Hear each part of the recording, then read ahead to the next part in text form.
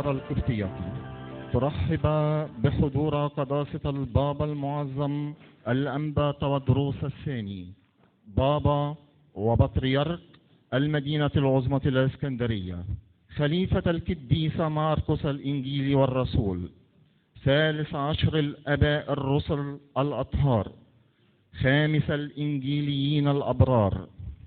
جمعية الآثار القبطية ترحب بحضور مندوبي رؤساء الكنائس المسيحية الشقيقة، وترحب بحضور الآباء الأساقفة والآباء الكهنة والرهبان، وترحب بكل الدكاترة والأساتذة والباحثين وكل الحضور معا من كافة طوائف الشعب. تأسست جمعية الآثار القبطية في 24 إبريل عام 1934.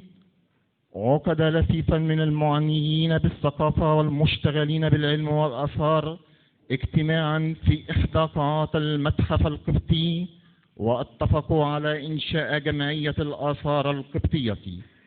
وقد أخذت المؤسسة الجديدة منذ البداية تسد فراغا كان ملحوظا في الأوساط العلمية، إلا وهو افتقارها إلى مركز للبحث والنشر في الآثار والدراسات الخاصة بالعصر القبطي.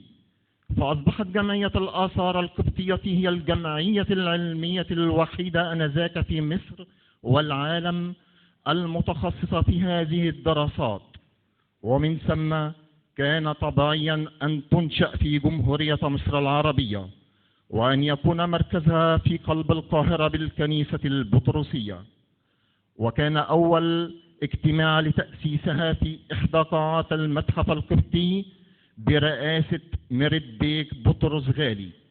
وقد شكل مجلس الإدارة كلا من جورجي صبحي وسامي جبرة وسيزروس ترويس سيداروس وعدل دراوس وكامل عثمان غالب وكريزوال ومحمد شفيق غربال وميشيل زغيب ويوسف مرقس سميكة.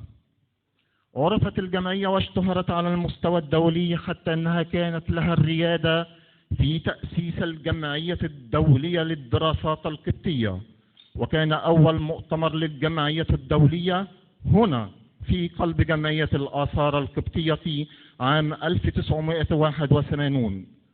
تشتهر الجمعية في الأوساط العالمية والعلمية بالاسم المختصر لها ساك، وتعرف مجلتها العلمية أيضا في الأوساط العالمية والدولية بالمختصر المتعارف عليها بساك.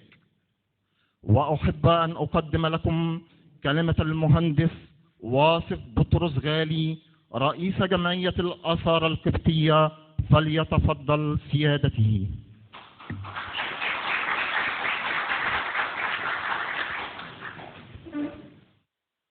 قداسة البابا تودروس الثاني بابا وبطريرك الكرازة المرقسية، الأب وديع أبو الليث مندوب غطة بطريرك الأقباط الكاثوليك، الدكتور القس جورج شاكر نائب رئيس الطائفة الإنجيلية، أصحاب النيافة والمطارنة والأساقفة، الآباء الكهنة، سيداتي وسادتي.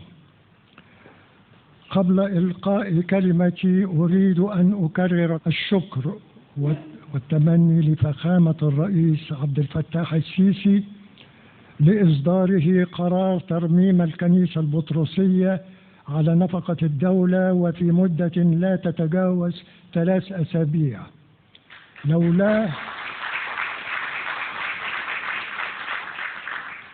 لولاها لكانت الكنيسة وملحقاتها ما زال في حالة لا تسمح لاستقبالكم.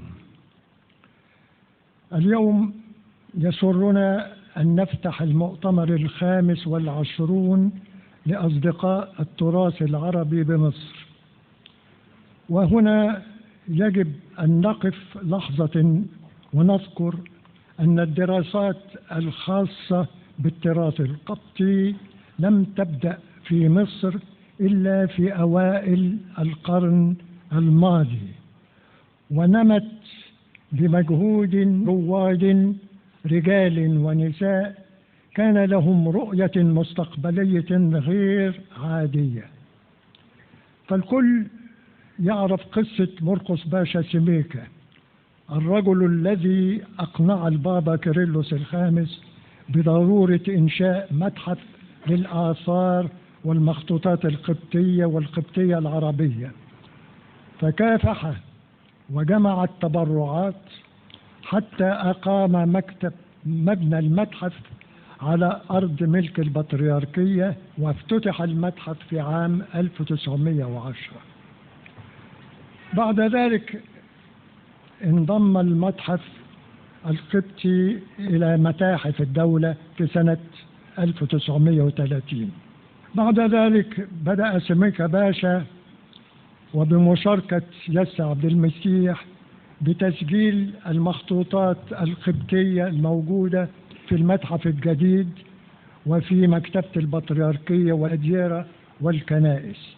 وفي عام 1936 صدر كتالوجه الشهير في 3 أجزاء. على نمط آخر أريد أن أذكر ميريت بطرس غالي الذي أسس في عام 34 جمعية أصدقاء الكنائس والفن القبطي، وكان وقتئذ شاب في 26 من العمر، غير أنه جمع حوله لفيف من العلماء من الآثار والتاريخ واللغة من أجانب ومن مصريين، ونشر أول عدد لمجلة الجمعية في عام 1935، فكانت أول مجلة في العالم تخص التراث القبطي دون غيره.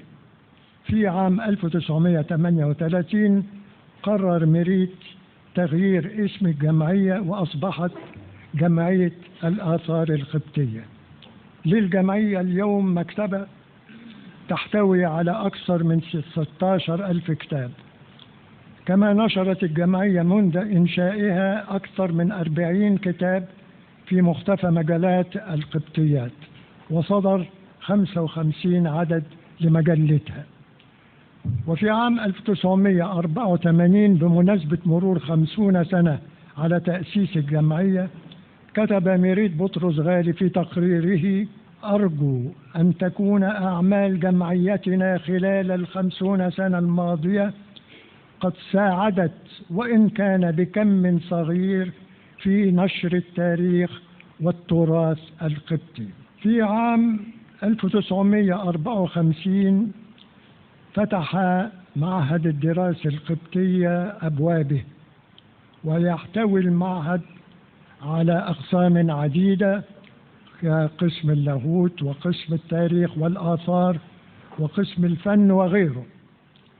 ولعزيز سوريال عطية وطهور لبيب وحكمة مسيحة وزكي شنودة وسليمان نسيم وأنبا صمويل فضل كبير في قيادة المعهد في سنواته الأولى، ويقود المسيرة في المعهد الآن الأستاذ الدكتور سامي صبري ومجموعة من العلماء. في عام 1975 أسست الجمعية الدولية للدراسات القبطية The International Association for Coptic Studies، وكان ميريت بطرس غالي من أوائل مؤسسيها. وأقامت الجمعية مؤتمرها الأول في مقر الجمعية عندنا وفي قاعة الصفا في عام 1976. وكان في هذا المؤتمر أن استعملت كلمة كوبتولوجي لأول مرة. والجمعية تنظم مؤتمرات كل 4 سنوات كما تصدر مجلتها. في عام 1991 صدرت الموسوعة القبطية The Coptic Encyclopedia تحت إشراف عزيز سوريال عطية، والموسوعة من 8 أجزاء وتحتوي على أكثر من 2000 بند. وأخيرا في عام 1992 اجتمع أصدقاء التراث العربي المسيحي في أول مؤتمر لهم. عندما أغلق القرن الماضي أبوابه، كان التراث القبطي مبحث في أكثر من 40 مؤسسة وجامعة في جميع أنحاء العالم، ولا شك في أن لهؤلاء الرواد فضل كبير في ذلك، وشكرا.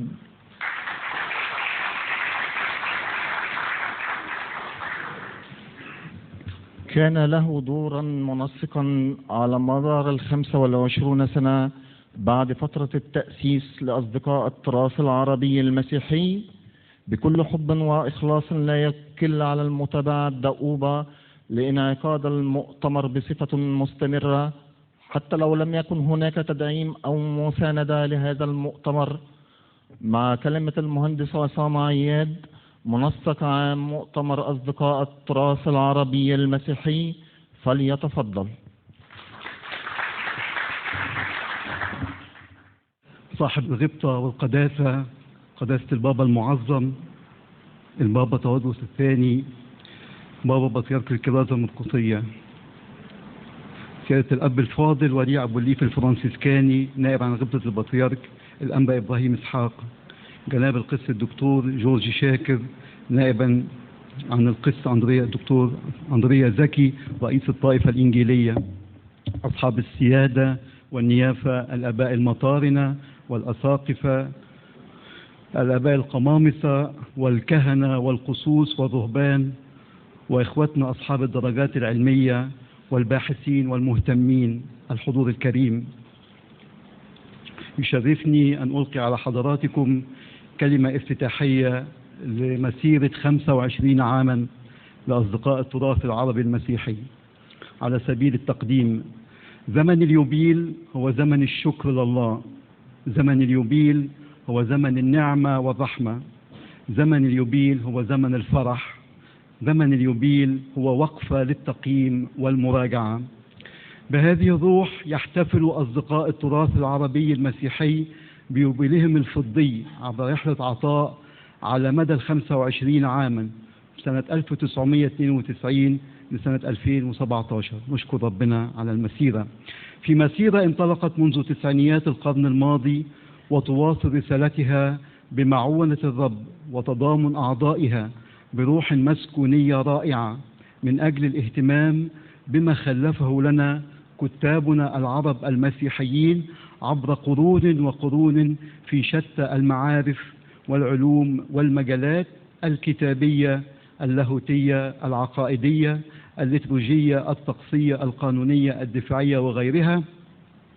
نذكر منهم المؤتمن بن العسال، ابن المكين، البطريرك غبريال بن توريك، ابن سباع، مرقس بن كمبر، الرشيد أبو الخير بن الطيب، ساويرس ابن المقفع، أسطاس الراهب، القديس مكاريوس الكبير، عبد المسيح الكندي، رائط التكريتي، يحيى بن عدي، كرولوس بن لقلق، الأنبا يساب الأبح، عمار البصري وغيرهم كثيرين وكثيرين. والشيء الرائع أنه تأتي احتفاليتنا اليوم باليوبيل الفضي ببركة وصلوات وحضور رؤساء العائلات المسيحية في مصر. نشكركم لمشاركتكم وتضامنكم معنا، والذي بدوره يعطي دفعة وانطلاقة جديدة في مسيرة أصدقاء التراث العربي المسيحي.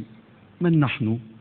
انطلقت مسيرة العمل والبحث بهمة الأب الدكتور سمير خليل اليسوعي، حيث تكونت مجموعة من المهتمين والباحثين من كهنة وإكليريكيين وعلمانيين أخذت على عاتقها الاهتمام بتراثنا العربي المسيحي، وتعود البدايات لسنة 1992. وتميزت منذ البداية هذه المجموعة بطابع مسكوني. احنا من 3 كنائس، الكنيسة الأرثوذكسية الشرقية، الكنيسة الإنجيلية، الكنيسة الكاثوليكية، ودي نعمة كبيرة. احنا بدينا بهذه الروح وبنعمة ربنا مكملين، واحنا خصوصا بنختم أسبوع الصلاة من أجل الوحدة في هذا الإطار المسكوني. العمل المسكوني في حبرية قداسة البابا ينتعش وينتشر. يمكن في عجالة المؤسسين الدكتورة سلوى مرقس، هي جت خصيصا من أمريكا عشان تشاركنا فرحتنا، وهي من ضمن المؤسسين الدكتور سليمان نسيم رحمه الله، المرحوم المهندس رمزي صليب، والأب سمير خليل يسوعي طبعا هو كان متخصص في هذا المجال. وكان مقر أصدقاء التراث العربي المسيحي آنذاك كلية العلوم الدينية بالسكاكيني، وكان العمل بشراكة مع مؤسسة القديس أنطونيوس للدراسات الآبائية مركز دراسات الآباء بمصر الجديدة بهمة الدكتور نصحي عبد الشهيد والدكتورة سلوى مرقص. آليات العمل: أولا الندوة السنوية. جاء التفكير في تنظيم مؤتمر ضخم تم الإعداد له جيدا، ودعي له جمهور كبير من المهتمين بالتراث العربي المسيحي من الإكليريكيات والمراكز البحثية والمعاهد والأديرة، حيث حقق المؤتمر الأول في فبراير 1993 بمدرسة العائلة المقدسة للآباء اليسوعيين بجهة الفجالة على مدى اليومين نجاحا منقطع النظير، والذي وضع على عاتق المجموعة التفكير بجدية في التواصل والاستمرارية. واتفق على أن تعقد في شهر فبراير من كل عام تزامنا مع الندوة السنوية بكلية العلوم الدينية بالسكاكيني وتواجد الأب سمير خليل بالقاهرة. ثانيا الاجتماعات الشهرية لمزيد من التواصل وتأصيل مفاهيم التراث العربي المسيحي، اتفق على عقد ندوة شهرية إلى جانب المؤتمر السنوي. توالت المؤتمرات السنوية والندوات الشهرية سنة وراء سنة، وظلت كل الفعاليات في رحاب مدرسة العائلة المقدسة للآباء اليسوعيين بالفجالة والندوات بالسكاكيني، ثم انتقلت الفجالة أيضا. هيئات ومؤسسات: استضافت هيئات ومؤسسات وجمعيات فعاليات المؤتمر السنوي بعد أن ظل لسنوات وسنوات بالفجالة. نذكر منها دير الآباء الفرنسيسكان بالمسكي، حيث تم في ذلك الحين تأسيس قاعة جديدة بالدير بمناسبة استضافة المؤتمر. نذكر في هذا المقام أبونا منصور مستريح وأبونا وديع أبو الليف. مؤسسة القديس أنطونيوس للدراسات الآبائية بمصر الجديدة.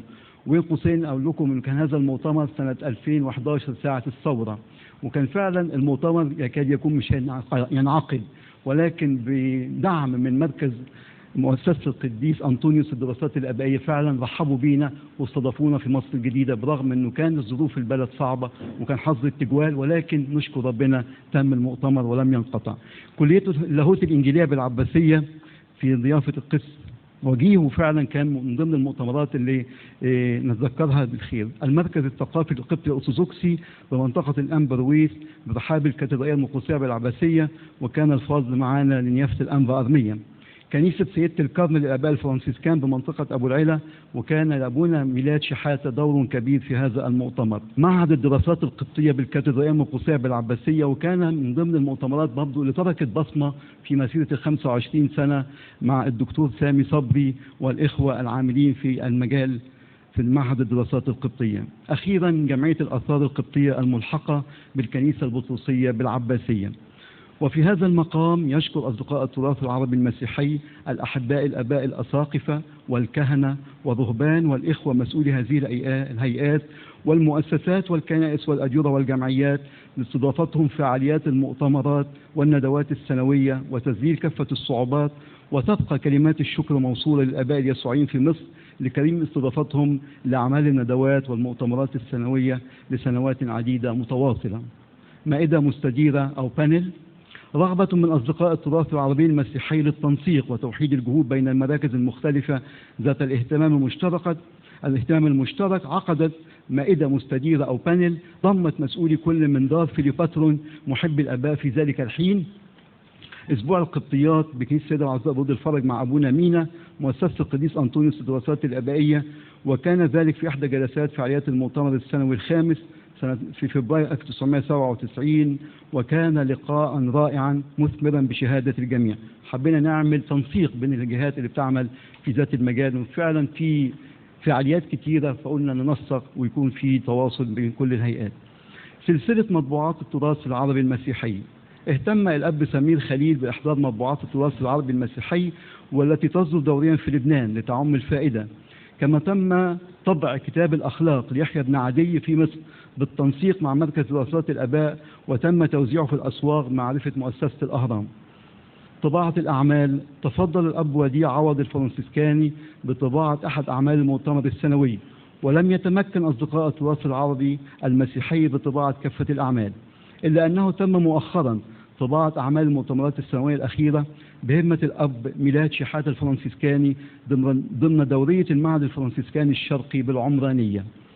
أشخاص ارتبطت أسماء عديدة من أباء مطارنا وأساقفة وآباء كهنة وأساتذة ومتخصصين وأكاديميين وباحثين وطلبة إكليريكيين، وأيضا أشخاص انتقلوا من الحالة العلمانية ونالوا الدرجات الكهنوتية المقدسة بأصدقاء التراث العربي المسيحي، كان لهم الفضل الكبير في إثراء فعاليات المؤتمرات السنوية. أطال الله تعالى في حياتهم وعطائهم، أيضا من غيبهم الموت إلى الحياة الأبدية، ومنهم من راحوا إلى بلاد الانتشار والهجرة. نتمنى لهم جميعا كل التوفيق والنجاح. أنا عندي لستة طويلة من الأسماء، لكن أنا عشان ما انساش حد هقول بعض الأسماء، لكن الأسماء كلها في القلب وكلها مدونة في سجلات التراث العربي. بذكر منهم أبونا بولس فغالي، القس الدكتور ماركس وانسون هو في أمريكا، أبونا كرولوس عبد المسيح كان راعي في الفشت في ذلك الحين، المتنيح الأب أيوب زكي الفرنسيسكاني، الأب الدكتور كميل ويليام سمعان، الأنبا مكاريوس رفيق مطران إبرشية الإسماعيلية للأقباط الكاثوليك، الأب منصور مستريح الفرنسيسكاني، الأب المتنيح ألفونسو عبد الله الفرنسيسكاني، المتناحي الأنبا صمويل أسقف شبين القناطر وتوابعها، المرحوم الدكتور ويليام سليمان قلادة، الراهب الأب أنطونيوس فايز الكرملي، الدكتور جوزيف موريس فلتس، الأب رفعت فتحي، السيدة سميحة المرحومة سميحة عبد الشهيد كانت وكيلة المتحف القبطي، الأب العاذر لمعي الفرنسيسكاني، المرحوم الأستاذ نبيه كامل، الدكتور نصحي عبد الشهيد، الدكتور إيميل ماهر اللي هو أبونا دلوقتي في المهجر، أبونا شنودة في المهجر، الباحث الأصلي المرحوم جرجس داوود جرجس، الأنبا يوحنا قلت المعاون البطريركي للأقباط الكاثوليك، الأب بشوي كامل، الأب أنجيلوس شحاتة، القس ماجد مكرم، القمص يوسف الحومي، أبونا يسطس فانوس، وفي أبونا ماجد كان علماني وبقى كاهن، أبونا يسطس كان علماني وكاهن، في ناس يعني كانوا يعني متزوجين وتزوجوا، رسالة عطاء 25 سنة نشكر ربنا عليها، وفي أشخاص كثيرين طبعا تخوني الذاكرة ولكن كلهم في قلب محفوظين. المؤتمر السنوي 25 والاحتفال باليوبيل الفضي في فبراير 2017. يأتي مؤتمر أصدقاء التراث العربي المسيحي هذا العام على مدى 3 أيام بمذاق وطابع خاص، إذ يحمل طابع اليوبيل الفضي، مما يبعث على البهجة والسرور أن تقام فعالياته في رحاب جمعية الآثار القبطية، هذه الجمعية العريقة والتي تعد من أولى الجمعيات التي اهتمت بالتراث القبطي في مصر.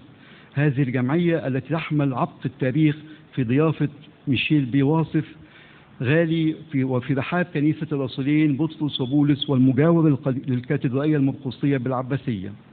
كل الشكر والامتنان من أصدقاء التراث العربي المسيحي لكل فريق العمل والقائمين على جمعية الآثار القبطية، وتبقى كلمات الشكر والتقدير إلى اللجنة المنظمة لهذه الاحتفالية اليوبيلية وللمؤتمر السنوي 25 والتي كانت في شبه انعقاد دائم إعدادا لهذا المؤتمر. فعلا أنا في النهاية لازم ندي يد حلوة للمجموعة اللي نظمت وعدت لهذا المؤتمر في ظروف كانت صعبة شوية، لكن نشكر ربنا من أجل كل اللي عمل وكل اللي تم. ختام، يتقدم أصدقاء التراث العربي المسيحي بالشكر للرب القدير الذي رافق مسيرتنا وأعطانا نعمة الاستمرارية والتواصل لنصل لاحتفالنا اليوم ببركة وحضور رؤساء العائلات المسيحية في مصر، وكل الشكر لمن كان له تعب المحبة ولكل من ساهم في إنجاح هذه المسيرة على مدى 25 عاما، ونطلب من الرب أن يقود خطواتنا ويباركنا ومزيدا من العطاء في خدمة كنيستنا وبلادنا. وكل عام وحضراتكم بألف خير ونعمة وبركة.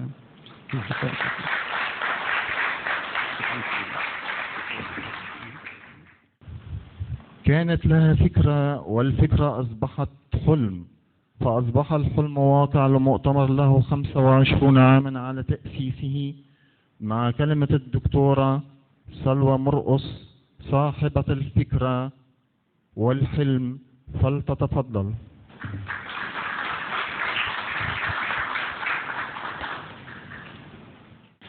سلام المسيح لكم جميعا. أبويا البطريرك، أبائي وإخوتي، يبقى الصغير صغيرا ويفرح في وجوده بين إخوة كثيرين. الرب يبارك الجميع. الفكرة ابتدت الحقيقة باهتمام بهذا التراث العظيم، لأنه اكتشفت كان أن اللغة العربية غنية جدا وقدرت أنها تعبر عن كل شيء عايزين نتكلم عنه، لاهوت، أي حاجة. فكان شيء جميل، بس أنا طبيب بشري ما عنديش قوي خبرة بالآداب. اللي عايزة أقوله للناس كلها النهاردة، ما حدش يستهون بدوره، لأن أي دور صغير الله قادر أنه يستخدمه ويعمل بيه حاجات كتيرة قوي، لأن العمل مش عملنا ولا النتيجة نتيجتنا ولا حاجة، هي تبع ربنا وهو حر يعمل اللي هو عايزه. بس ما حدش يستخسر، ما حدش يقول أصل أنا مش أبونا، أصل أنا مش كاهن. طب أنا بنت صغيرة كنت وما كانش في أي إمكانيات ليا، وربنا سمح إنه يستخدم العمل ده في حاجة كبيرة. وكان الدافع الأول زي ما قال عصام إنه نشترك كلنا مع بعض بعطية المحبة والشركة بين الكنائس كلها، لأن وحدة الكنائس شيء غالي على قلوبنا جميعا، لأن ما فيش حل تاني لمحبة الله غير بأننا كلنا نكون واحد فيه، زي ما قال يكون واحد ليعلم العالم أنك أرسلتني.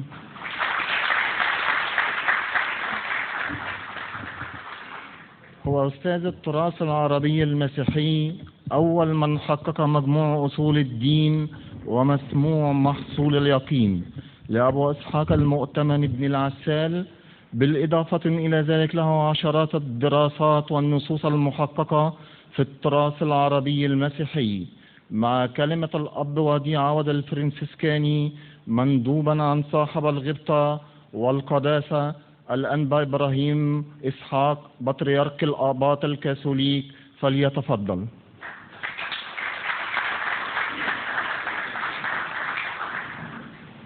صاحب القداسة والغبطة الأنبا تودروس الثاني بابا الإسكندرية وبطريرك الكرازة المرقسية، جناب القس الدكتور جورج شاكر نائب رئيس الطائفة الإنجيلية في مصر نيابة عن القس أندريا زكي، حضرات المطارنة والأساقفة الأجلاء، الأخوات والإخوة، طلب مني صاحب الغبطة البطريرك الأقباط الكاثوليك الأنبا إبراهيم إسحاق أن ألقي كلمة الكنيسة الكاثوليكية في احتفال أصدقاء التراث العربي بمرور 25 سنة على ندوات التراث.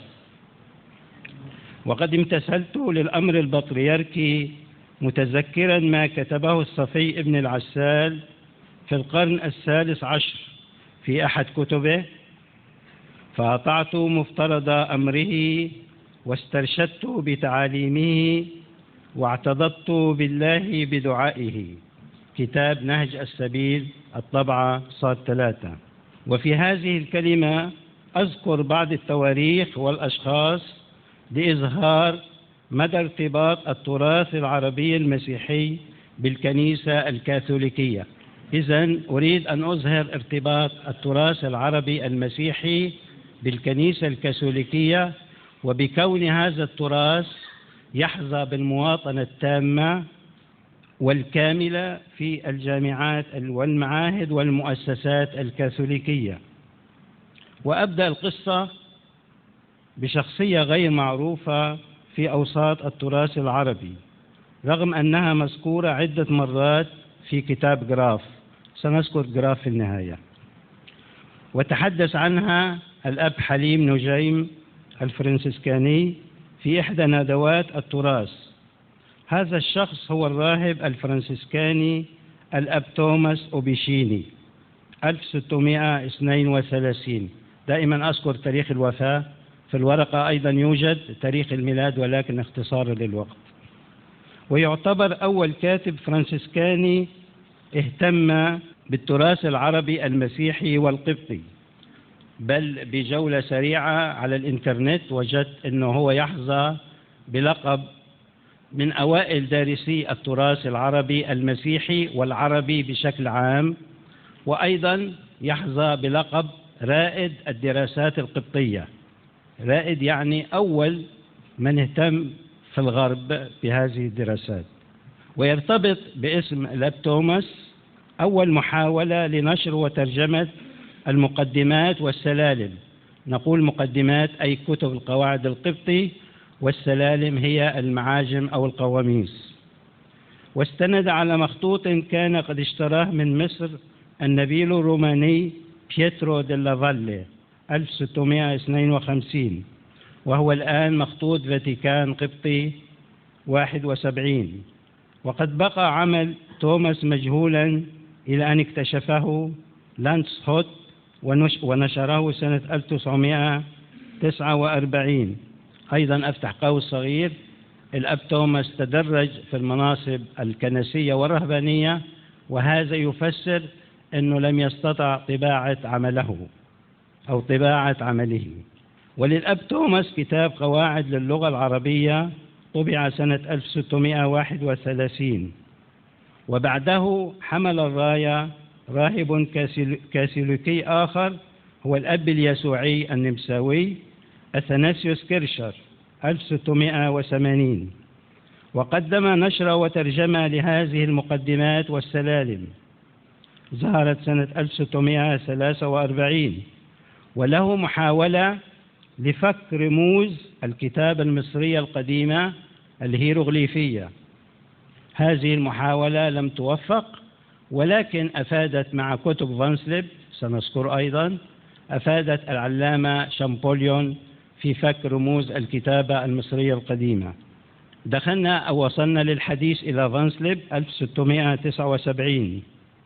فانسليب أتى إلى مصر في رحلتين، الأولى سنة 1664 والثانية 1673-74. هذا الرجل أتى من ألمانيا إلى مصر، ولكن بعد الرحلة الأولى انضم إلى الكنيسة الكاثوليكية وإلى الرهبنة الدومينيكانية أو الإخوة الوعاظ، ويعتبر أول من عرف الغرب بمؤلفين أو كتاب اللغة العربية من الأقباط. وهو استند في هذا الفهرس على كتاب أبو البركات ابن كبر، وأيضا استند على كتاب يوحنا بن زكريا ابن سباع. وقبل أن يختفي فانسليب من الساحة، ولد سنة 1646 أوزيب رونودو الكاهن الفرنسي الكاثوليكي، وكان يعرف بجانب اللغات اللاتينية واليونانية والعبرية اللغات الشرقية العربية والقبطية والسريانية. ومات سنة 1720 بعد أن نشر مؤلفات القديس أثناسيوس الرسولي سنة 1698، وقام بترجمة لاتينية لكتاب تاريخ البطاركة أو سير البيعة سنة 1713، ووضع مؤلفا ضخما في مجلدين عن الطقوس الشرقية ظهر على مدى سنتين. بعد ذلك علينا أن ننتظر قليلا إلى نهاية القرن 19، واستمر النشاط حتى منتصف القرن 20، وزاد أيضا على يد رجال كاثوليك. أذكر أولا الراهب اليسوعي لويس شيخو 1927 الذي أسس مجلة المشرق سنة 1898، وهي تحوي مئات المقالات له ولغيره، وكانت المصدر الأول لثقافة جراف ودخوله إلى التراث العربي المسيحي.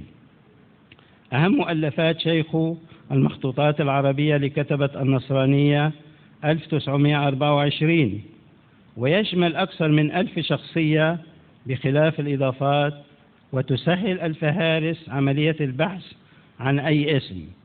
وعاصر الأب شيخو زميل يسوعي آخر هو الفرنسي أليكسيس مالون 1934 صاحب كتاب قواعد اللغة القبطية الشهير، وهو عن اللهجة البحيرية، وحظى هذا الكتاب بعشرات الطبعات وبترجمات عربية أكثر من واحدة. مالون وضع قليل من المقالات، منها مقالة صغيرة جدا عن أولاد العسال 1905 ولكن مفيدة جدا، ومقالة أخرى بعدها بسنتين بعنوان مدرسة علماء أقباط، ودارت حول السلالم والمقدمات. وأيضا هذه المقالة ما زالت مفيدة. نترك الغرب ونعود إلى الشرق، فنقابل الكاهن الإبرشي السرياني الكاثوليكي بولس سباط 1946. وقد عاش فترة طويلة في مصر، وكان يسكن في مبنى مواجه لأحد أجنحة دير الفرنسيسكان بالموسكي الذي كان معروفا بالدير الكبير. وقد نشر سباط عدة نصوص بجانب نشر لفهرس مكتبته وفهرس آخر لآلاف المخطوطات التي شاهدها عند أفراد في مصر وسوريا ولبنان، وأكثر هذه المخطوطات يعتبر مفقود أو غير معروف المكان. ونصل الآن إلى بيت القصيد وقمة المجهود في إظهار عمل الجدود، وهم كتاب الشرق والغرب، وأقصد به الكاهن الإبرشي الألماني جيورغ جراف 1875-1955، الذي في مسيرة 50 سنة أكمل تاريخ الأدب العربي المسيحي في 5 مجلدات. وقد بدأ هذا التاريخ في الواقع سنة 1905 بمقالة صغيرة توقفت عند كتاب القرن 11، ومن الأقباط لم تشمل إلا ساويرس ابن المقفع. وتكلل عمل جراف سنة 1953 قبل موته ب2 عندما وضع الفهرس لعمله الضخم. ومن كتب أو كتاب جراف يجب أن ينطلق كل باحث، ولكن عليه أن يبني عليه ويصوب، أيضا نصوب. ليس هناك في البحث إنسان معصوم عن الخطأ، نحن نصوب جراف لا نفتخر، ولكن يجب أن نقول ذلك، نصوب ونكمل ونضيف. وبعد خير سلف نختم بخبر خلف، هو الراهب اليسوعي المصري الأب سمير خليل، المولود سنة 1938، وقد أكمل 79 سنة من أيام قليلة، لأنه مولود في 10 يناير. مؤلفات الأب سمير خليل مهولة، تشمل 721 مقالا، منها باللغة العربية 164، وتشمل 64 كتابا. وكثير من الكتب والمقالات تدور حول التراث العربي المسيحي، وتتلمذ على يديه بشكل مباشر أو غير مباشر، واستفاد من مقترحاته كثير من أحبار الكنيسة القبطية الكاثوليكية وكهنتها في رسائل دكتوراه. وأسمح لنفسي هنا بذكر قائمة سريعة أيضا بموضوع الرسالة. صاحب الغبطة البطريرك الأنبا إبراهيم إسحاق عن كريستولوجيا المؤتمن ابن العساد. صاحب النيافة الأنبا كيرلس ويليام عن المقدمة في التفسير لبطرس السدمنتي. صاحب النيافة الأنبا أنطونيوس عزيز مينا عن قوانين غبريال ابن ثوريك. وحضرات الآباء الكهنة أنطون فرانسيس عن أخلاق الزواج في الكنيسة القبطية، وكميل ويليام عن مخطوطات كتاب يشوع بن سيراخ، وأنجل الشحات عن القداس القبطي، وميلاد صدقي زخاري اللعازري عن ابن سباع. وآخر الكل حقارتي عن كريستولوجيا الصفي ابن العسال، وكان مشرفا أول لها. أريد أذكر بعض المجلات التي اهتمت بالتراث في الكنيسة القبطية الكاثوليكية منذ البداية. مجلة صديق الكاهن اهتمت بالتراث العربي، كتب فيها الكاهن أولا ثم المطران الأنبا يوحنا كابس والأب يعقوب مويزر الهولندي الأصل اللاتيني الطقس الأصلي، ولكن في حب للتراث القبطي والكنيسة القبطية انضم إلى الطقس القبطي وكان يصلي به. أيضا مجلة الصلاح شهدت مقالات عديدة عن التراث، ومجلة أيضا رسالة الكنيسة التي توقفت فترة ثم عادت، وكثير من المقالات الأخيرة كانت للأب سمير خليل. أريد أن أقول كلمة عن المركز الفرنسيسكاني. المركز أسس سنة 1954، افتتحه أول رئيس لجمهورية مصر العربية لم تكن بهذا الاسم في ذلك الوقت، ولكن المهم الجنرال نجيب محمد نجيب افتتح المركز في 16 من سبتمبر. المؤسس الأول للمركز كان الأب رونكاليا، كان له اهتمامات كبيرة ولكن ترك العمل بعد 2 سنين. المؤسس الحقيقي للمركز والذي أداره بكفاءة الأب جابرييل جامبررديني. الأب جابرييل لم يكتب مباشرة في التراث العربي المسيحي، جل كتاباته كان عن التراث القبطي، يعني قديسي الكنيسة القبطية، تراث الكنيسة القبطية، ولكن في كثير من الكتب التي كتبها عن هذا التراث يتطرق إلى الجانب التراثي. وأذكر مثلا المجلدات ال3 التي وضعها عن العذراء مريم، كثير منها تهتم بمواضيع عن التراث العربي المسيحي. كتاب عن القديس يوسف نفس الشيء. كتاب عن مصير الموتى أيضا يذكر دراسات عن التراث العربي. ولكن الأب جامبررديني بما أنه غير عربي هو شجع من يعمل في التراث العربي.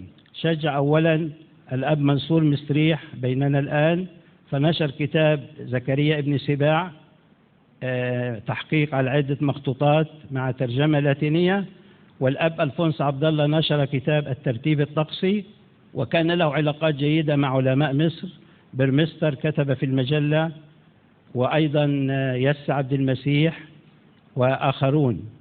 ونحن أكملنا هذا العمل على مدى سنوات، ووصلت المجلة إلى عدد 42 تقريبا. توقفت سنة 2012، توقفت يعني لا نقول ماتت ولكن متوقفة. نتمنى أن تجد الرئاسة من يكمل العمل. وأيضا المكتبة بها الكثير من كتب التراث العربي المسيحي، وهي مفتوحة للدارسين لكي يستفيدوا من هذا. وأشكركم جميعا.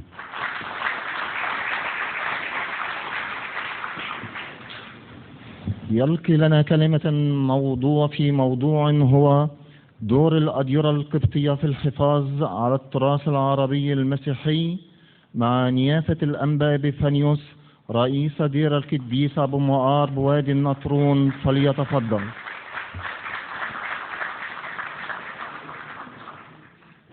حضرة صاحب الغبطة والقداسة، قداسة بابا تودروس الثاني بابا الإسكندرية وبطريرك الكرازة المقدسية، حضرة الأب وديع أبو الليف نيابا عن غبطة البطريرك إبراهيم إسحاق، حضرة القس يورجيس شاكر نائبا عن رئيس الطائفة الإنجيلية الدكتور القس أندريا زكي، أصحاب النيافة الآباء والإخوة والأخوات.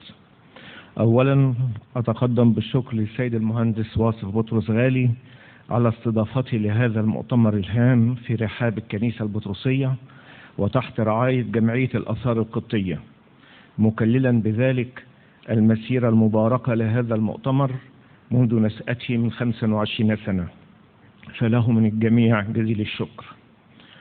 سأقول كلمة متخصصة تعصبا للأديرة القبطية.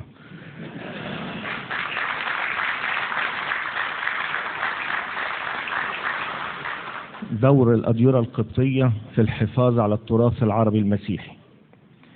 انتشرت المسيحية في بلادنا المصرية معتمدة على اللغة اليونانية، وهي اللغة التي كتب بها العهد الجديد وكتابات آباء الكنيسة القبطية في عصورها الأولى. وبجانب هذه اللغة تم تدوين الكثير من الأدب الرهباني باللغة القبطية، لغة أهل البلاد الأصلية. وبعد انتشار اللغة العربية في مصر وانحصار اللغتين اليونانية والقبطية، شعر الأقباط بأهمية ترجمة كتابات وتعاليم الكنيسة، وعلى رأسها الكتاب المقدس ونصوص الصلوات الكنسية، إلى اللغة العربية.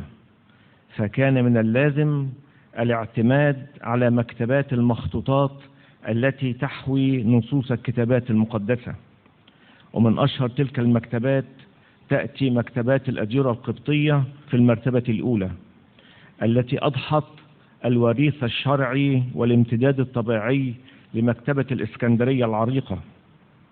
وكان القائمون على تلك المكتبات من رهبان الأديرة الذين أجاد بعضهم عدة لغات، لذلك بدأ الكثير من الكتابة والترجمة داخل الأديرة القبطية.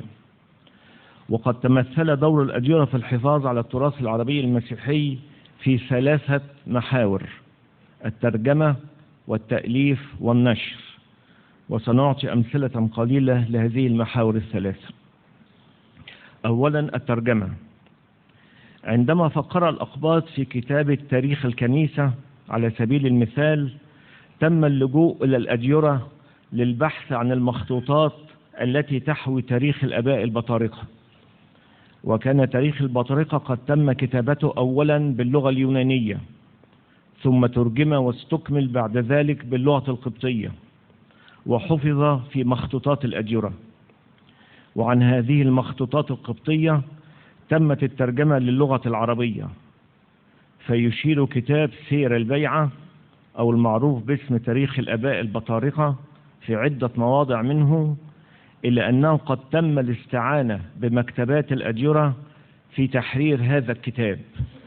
فعلى سبيل المثال يذكر الآتي: نص واحد من كتاب سير البيعة: قال موهوب ابن منصور ابن مفرج الإسكندراني الشماس إنه لما كان من تقدم من السلف الأخيار رزقنا الله بركتهم قد اهتم وكتب سيرة البيعة ورتبها، وشرح أمور البطارقة على كرس البشير ماري مرقس الإنجيلي بالإسكندرية وما جرى لهم، اشتهيت أنا الخاطئ البائس أن أجمع سيرهم وأكتبهم ليكون ذلك ربحا لي ولمن يقرأها بعدي.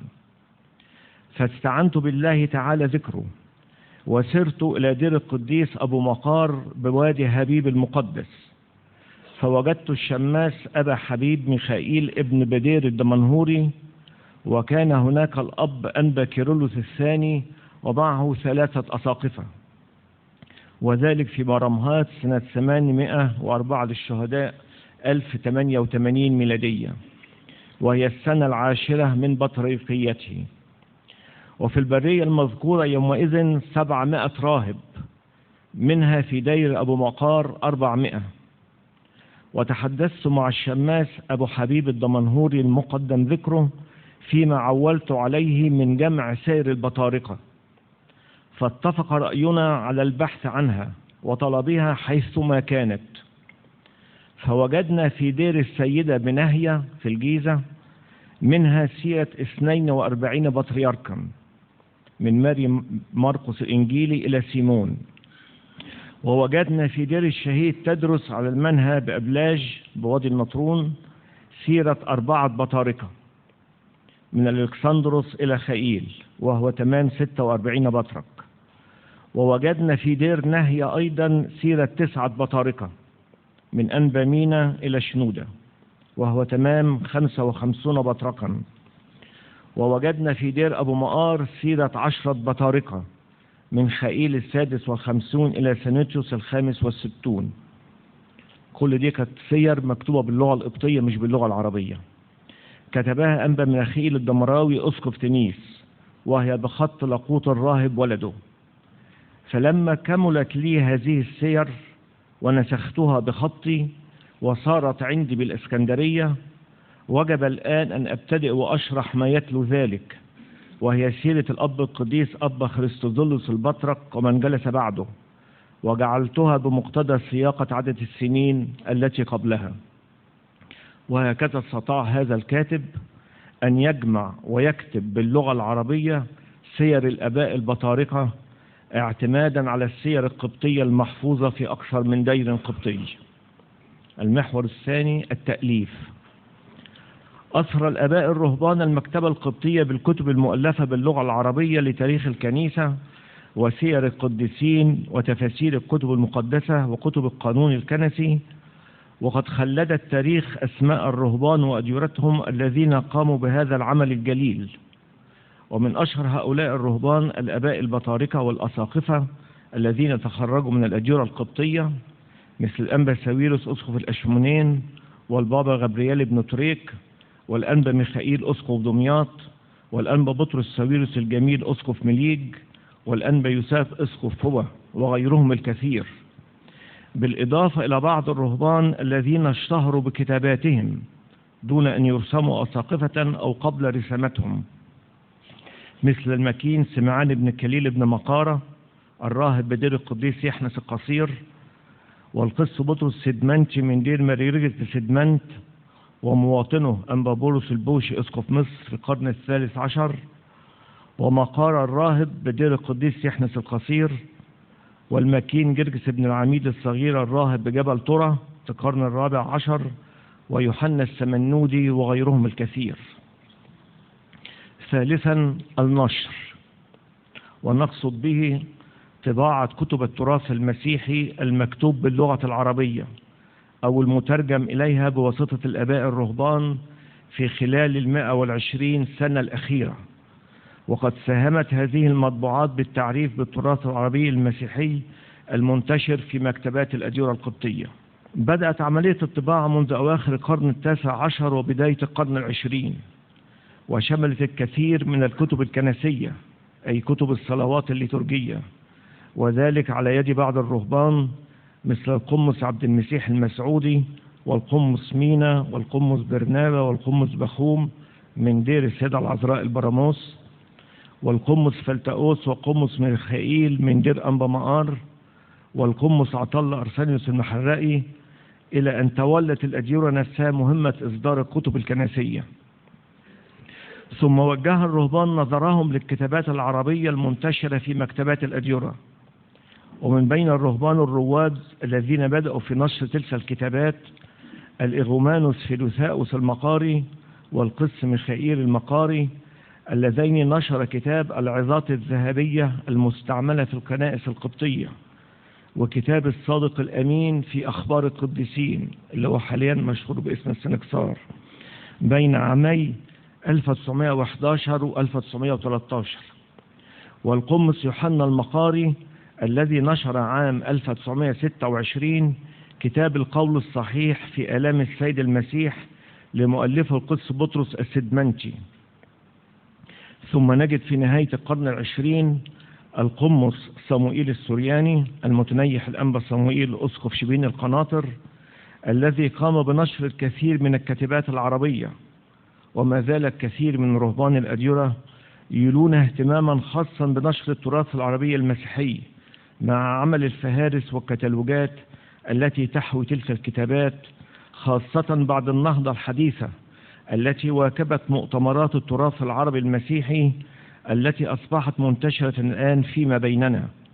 وها نحن اليوم نحتفل بمرور 25 سنة على هذا المؤتمر الذي مهد الطريق أمامنا وشجع الكثير من الباحثين على الولوج في حقل هذه الدراسات التي أصبح لا غنى عنها في كنيستنا لما تنقله لنا من تراث آبائنا وتعاليمهم.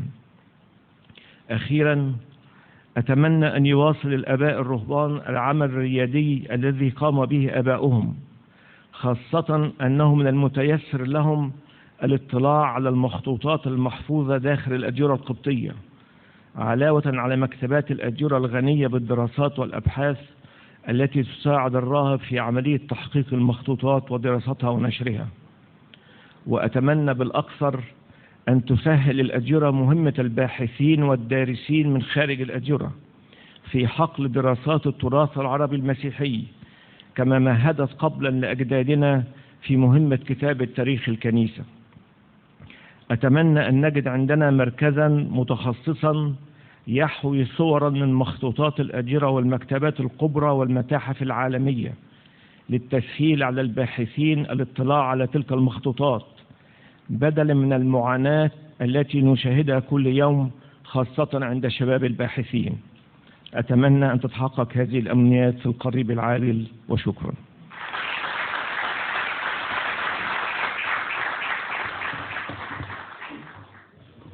والآن كلمة القس الدكتور جورج الشاكر نائب رئيس الطائفة الإنجيلية في مصر، حاضرا نيابة عن الدكتور القس أندريا زكي، فليتفضل.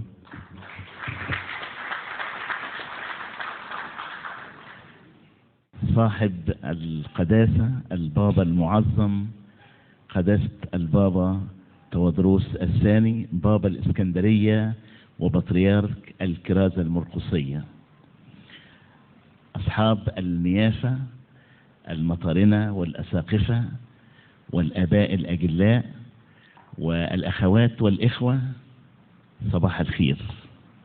أنا أقصد فعلا صباح الخير. أولا الأضواء مبهرة وأنواركم أكثر إبهارا في عيني، ولأن الشاعر، ونحن في التراث المسيحي العربي، الشاعر قال: صبحته عند المساء فأجابني أتهزأ بي أم تقصد مزاحا؟ فأجبته: إشراق وجهك غرني حتى تخيلت المساء فيك صباحا.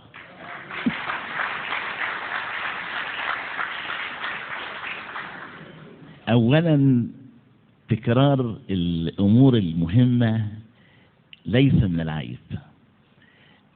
واصف به بطرس غالي في أول كلمة له قال: نحن نشكر سيادة الرئيس عبد الفتاح السيسي الذي أمر بترميم هذه الكنيسة بعد الحادث الإرهابي الغشيم الذي تألمنا جميعا كمسلمين ومسيحيين في الوطن على هذا الحادث الغاشم الذي أبكانا جميعا وتألمنا جميعا من أجله. فتحية تقدير من الأعماق لرئيسنا المحبوب الرئيس عبد الفتاح السيسي. نحن نشكر الله من أجل عهده، ونحن نصلي كما طلب وأمرنا الرب في الكلمة المقدسة أن نصلي من أجل الرؤساء والسلاطين وكل من هو في منصب لكي نقضي حياة هادئة وهانئة في تقوى وخشوع ووقار. الحقيقة صديقي الدكتور وجيه يوسف، وهو الأستاذ بكلية اللاهوت، قال لي على فكرة الكلمة في حدود 10 دقايق،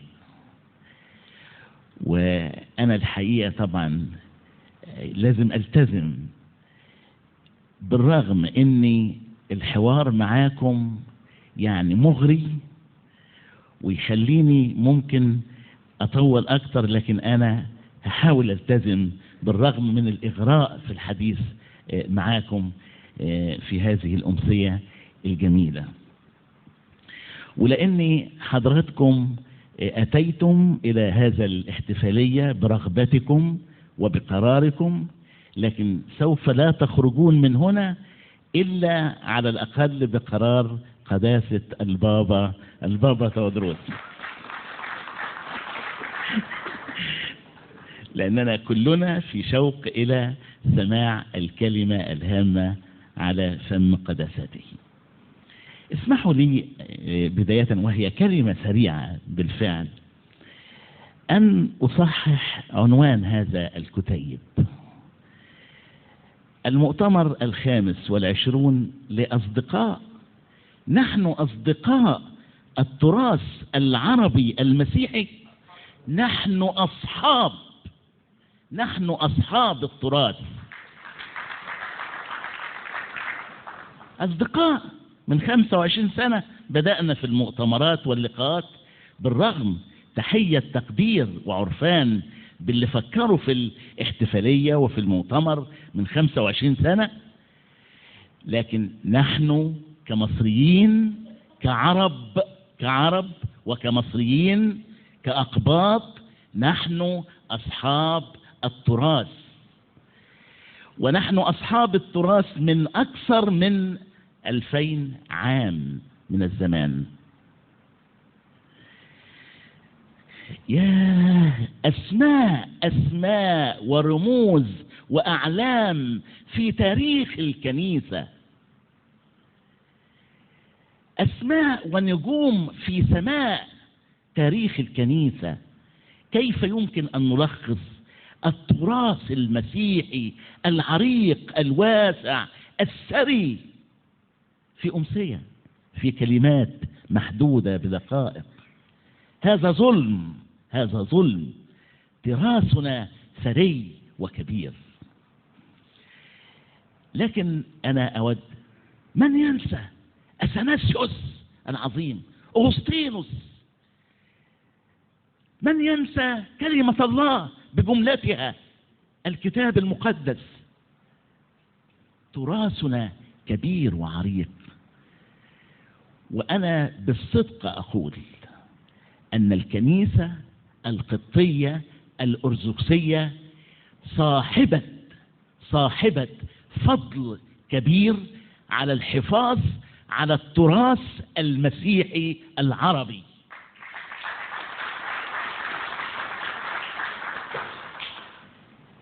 الرسول مرقس وقد جاء إلى الإسكندرية، واليوم نرى الرسول مرقس في شخص قداسة البابا تودروس. جيل بعد جيل، جيل بعد جيل يسلم الراية مرفوعة في الكنيسة، والكنيسة باقية. استمعنا إلى أسماء رنانة وجميلة في تاريخ الكنيسة، وتبقى الكنيسة ولادة ومعطاءة تقدم للدنيا كلها أعلام أعلام وأعلام في التراث. ما نكتبه اليوم، أتابع باهتمام شديد ما يكتبه قداسة البابا في جريدة وطني، درر وكنوز. أتابع ما يكتب، ومن قبله قداسة البابا المتنيح قداسة البابا شنودة، كتابات ثرية. أليس هذا تراث من الرسول مرقس، مرورا بقديسين وأعلام وأبطال ونجوم في سماء تاريخ الكنيسة، وصولا إلى قداسة البابا المعظم البابا تودروس، نجد أقلام ذهبية تقدم درر في تراث الكنيسة. نحن نشكر الله من أجل هذا. لكن نحن عندنا، إذا جاز التعبير، مشكلة. التراث لابد أن ننهض بتراثنا، وأن نترك للأجيال القادمة الأعمال الجليلة من كتابات وإبداعات. لكن غالبا نحن عندنا عقدة إن احنا نستورد كل حاجة، في الملبس، في المأكل، في الآلات والمعدات، عايزين نستورد. حتى الفكر اللاهوتي أصبح الفكر اللاهوتي فيه خلطة، مش غلطة، خلطة ما بين التراث العربي والتراث الغربي. حتى أن هناك أحدهم حكى لنا قصة طريفة، أن شخص جاء من الخارج ويعظ في كنيسة، ولم يجدوا له شخص يترجم العظة، وواحد تطوع يترجم العظة، وسأله عن ماذا تعظ. سمع أنه سيعظ عن السامرية، وهو لا يعرف إنجليزية. وقف بجوار الشخص الخادم الأجنبي، والشخص يتكلم عن السامرية والسامرية، والآخر يترجم عن السامري.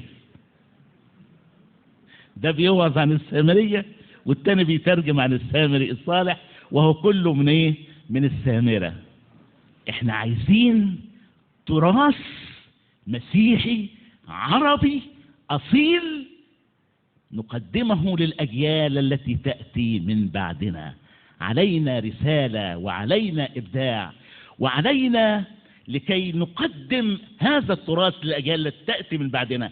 علينا أن نفتش ونبحث عن تراثنا من الأصالة والمعاصرة معا، نقدم لأجيالنا وللكنيسة عبر الأجيال والتاريخ، نقدم لهم تراث جميل وجليل.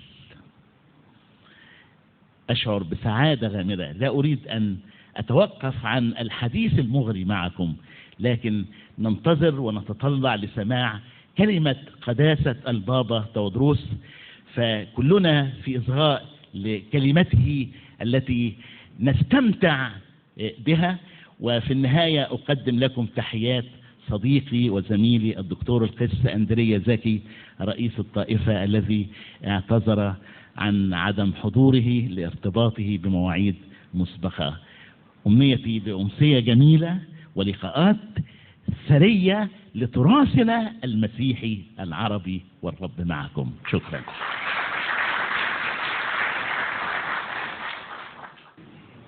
مع مسك الختام هو منارة الكنيسة القبطية الأرثوذكسية في مصر وبلاد المهجر والنوبة والخمسة المدن الغربية والسودان، هو بابا الأسكندرية وبطريرك الكرازة المرقسية، بابانا الحبيب الأنبا تودروس الثاني.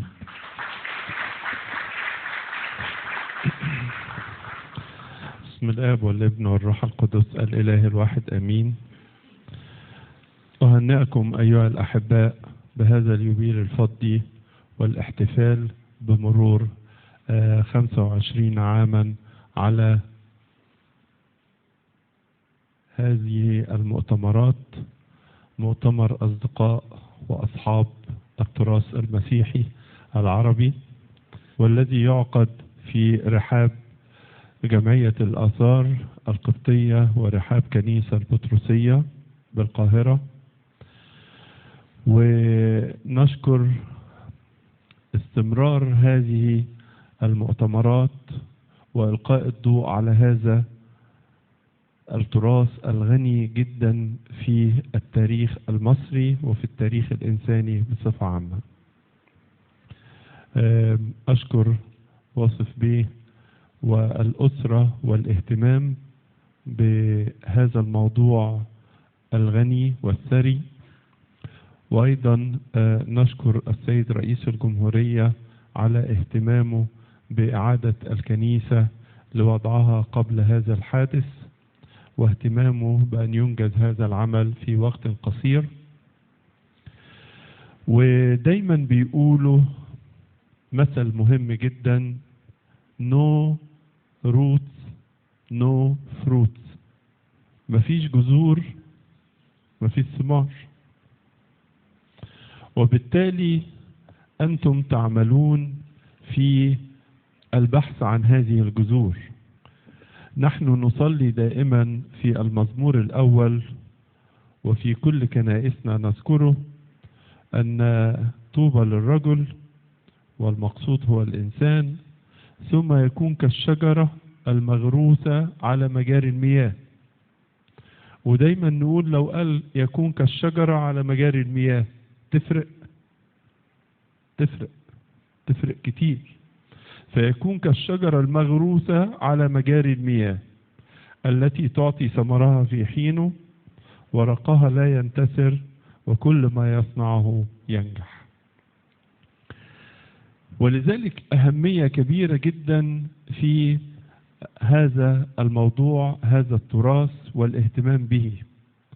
وطبعا كل الأسماء التي ذكرت وكل الأسماء التي تعبت وفكرت وبدأت في وضع بذرة صغيرة تنمو مع الأيام، بلا شك الشكر مقدم لكل هذه الأسماء الذين معنا والذين سبقونا إلى السماء لمجهودهم واهتمامهم بهذه الصفحة الهامة جدا في تاريخ الحضارة المصرية. عايز ألفت حضراتكم لشيء مهم جدا، أن العالم الذي نسكنه أو الكرة الأرضية التي نسكنها هي قسمين: قسم الشرق وقسم الغرب. في الشرق نشأت الأديان والمذاهب والفلسفات،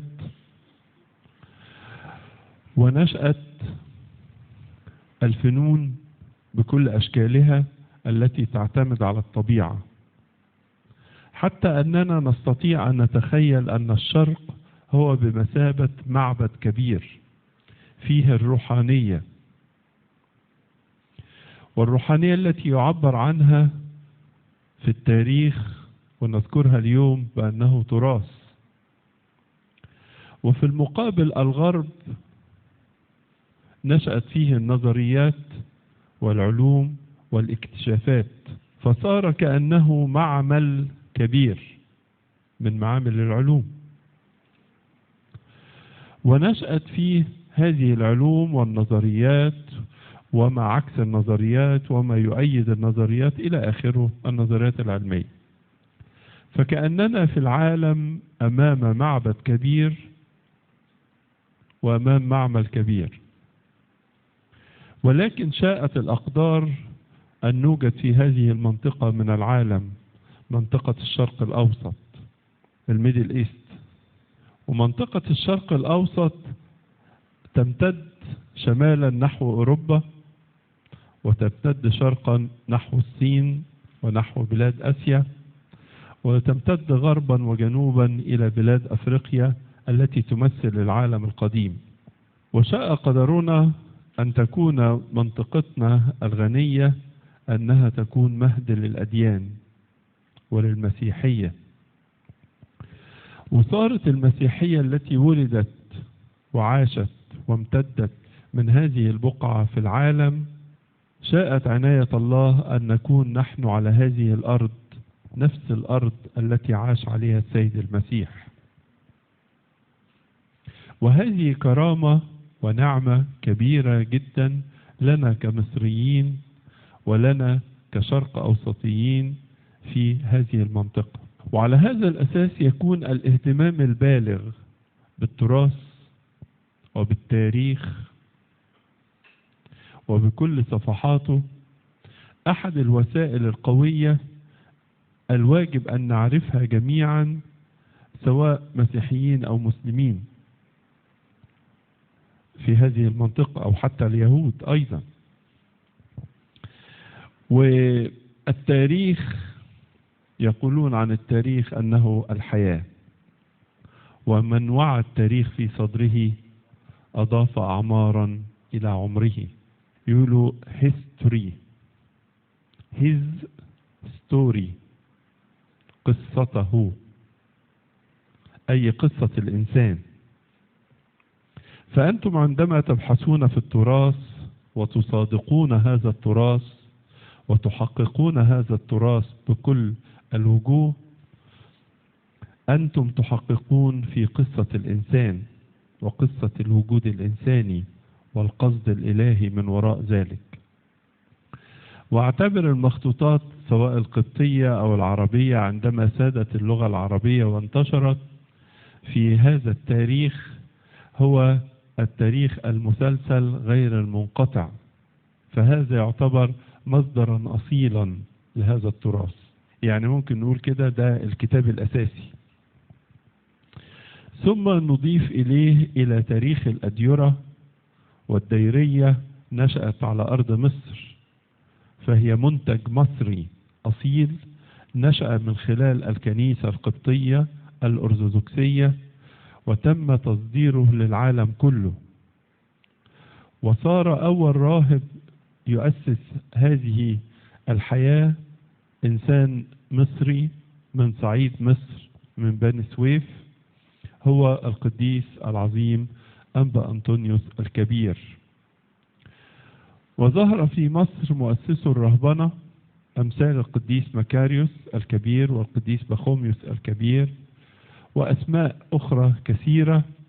وظهرت الأديرة في مصر وامتدت شمالا وجنوبا وانتشرت في كل بقعة، حتى أنهم كانوا يقولون من كثرة الأديرة كانت أحيانا تسمى بالأرقام بحسب الكيلومتر التي يقع فيه مكان الدير. الساحل الشمالي كنت تسمع الدير التاسع والدير العشرين والدير الثلاثين، دي مسافات الكيلومتر من الأسكندرية باعتبارها الكرسي الرسولي. وتسمع عن أعداد كبيرة جدا من الأديرة، واللي يشوف فيكم خرائط المساحة الإنجليزية من أوائل القرن العشرين يجد مئات من أسماء الأديرة متناثرة في كل مكان على أرض مصر، حتى وإن بقيت كأطلال. فتاريخ البطاركة نمرة 1، وتاريخ الأديرة المصرية وما حفظته من مخطوطات وما حفظته من سجلات وكتابات للآباء الرهبان مصدر آخر وقوي. وطبعا عندما أشار الأب وديع على اهتمام الآباء الرهبان الفرنسيسكان في تحقيق وحفظ هذا التراث، هذا حق. ولكن أود أن ألفت نظركم إلى نقطة هامة جدا، أن الكنائس المصرية والآباء فيها، الآباء الكهنة والآباء الأساقفة في الإبرشيات، العمل الأول لهم هو عمل الرعاية، العمل الرعوي. والعمل الرعوي هو الذي حفظ الكنيسة لغاية هذا اليوم، لغاية النهاردة. العمل الرعوي الذي يأخذ أشكال كثيرة، حتى أننا نخاطب الذي يخدمنا ونقول له تعبير أبونا، وده تعبير محبب لنا جميعا. فاهتمامهم بالعمل الرعوي ربما لم يتح لهم الوقت الكافي لحفظ، لتسجيل، لتحقيق هذا التراث. ويكون عمل الآباء الرهبان في الأديرة عمل بحثي ودراسي في غاية من الأهمية، ونشكر كل الذين يهتمون بهذا العمل، ليس فقط في الأديرة. كما تعلمون أن الحياة الدائرية بتختصر في 3 كلمات: صلاة، قراءة، عمل. فاليوم يقسم إلى هذه الأقسام ال3: وقت للصلاة تلت اليوم، تلت اليوم للقراية، والقراية يعني القراية والدراسة والتحقيق، وتلت اليوم للعمل. هو ده توزيع يوم الراهب. وبالتالي الأمر معول على الآباء الرهبان والمتخصصين وأساتذة الجامعات والمهتمين بهذا في كشف التراث المسيحي العربي. لا تنسوا أن التراث المسيحي العربي نشأ عندما دخل الإسلام إلى مصر، وابتدى يحدث تحويل ما بين اللغة القبطية التي كانت سائدة وبداية الحديث والتكلم بالعربية، إلى أن صارت العربية هي السائدة، وانحصرت القبطية في الكنيسة وفي الصلوات. فصار التراث العربي بمثابة بريدج، قنطرة أو جسر يربط ما بين الإسلام والمسيحية. ولذلك تحقيق هذا التراث أيضا يعبر عن مقدار الترابط الذي نشأ والذي عبر عنه خلال قرون وسنوات كثيرة ما بين حياة المسيحيين وحياة المسلمين على أرض مصر. ولا ننسى أن قبلها الحياة الفرعونية أو العصر الفرعوني. فنشأ الإنسان المصري بمكوناته، بمكونات طيبة.